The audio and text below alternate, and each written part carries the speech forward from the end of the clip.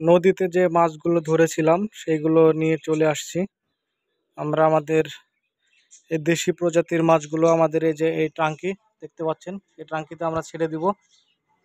সব মাছগুলো আস্তে আস্তে ছাড়বো। আমরা প্রথমে এটাতে ঢেলে নিচ্ছি মাছগুলো। প্রথমে ঢেলে নিলাম, তারপর আস্তে আস্তে ট্রাঙ্কিতে ছেড়ে দেব।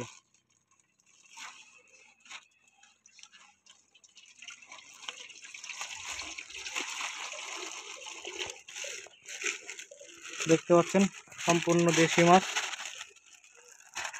দেশি মাছগুলো ট্রাঙ্কিতে এখন থেকে চাষ হবে। এখানে টাকি মাছ আছে, শিং মাছ,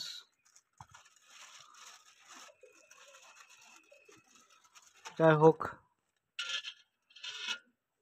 এই মাছগুলো আমরা এখন ছেড়ে দেবো একটা একটা করে। প্রথমে ধরলাম একটা টাকি মাছ। এই যে টাকি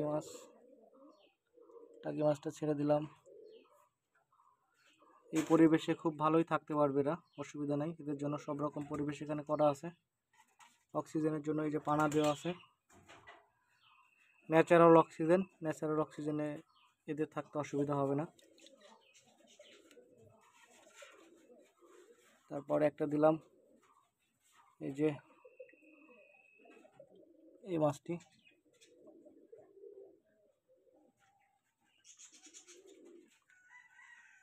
পর্যায়ক্রমে সবগুলো আমরা ছেড়ে দেবো আস্তে আস্তে। আমাদের সাথে থাকুন, দেখতে থাকুন।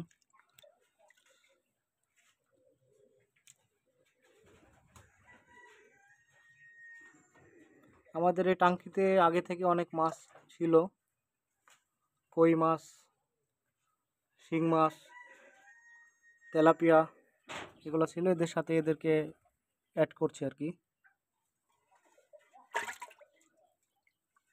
এই যে একটা টাকি মাছ, দেখুন অনেক বড় টাকিটা,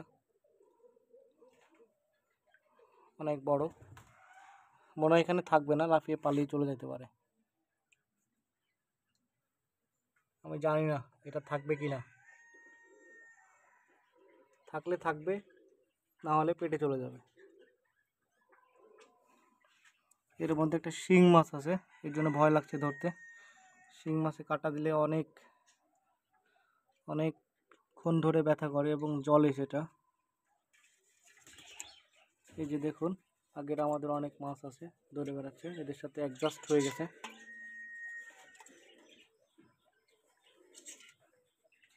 আর একটা টাকি মাছ দিলাম।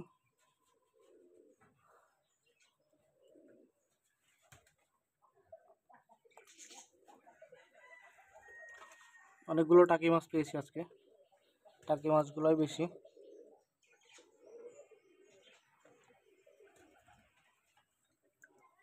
যাই হোক দর্শকবিন্দু, ভিডিওটা এখানেই শেষ করছি।